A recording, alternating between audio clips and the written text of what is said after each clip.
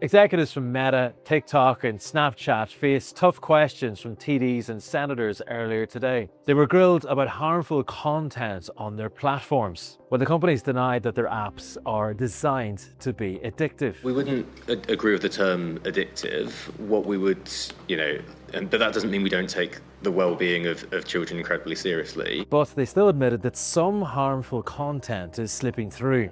TikTok says it removes misogynistic, sexual, violent and harmful content as soon as it's flagged. And the company claims that 98% of that content is removed. But with 100 million videos uploaded to TikTok every day, that 2% could still be a huge amount. The platforms also insist that they're doing everything they can to protect children online. We are focused now on this 13 plus, similar type of content that you would see in a movie of that type.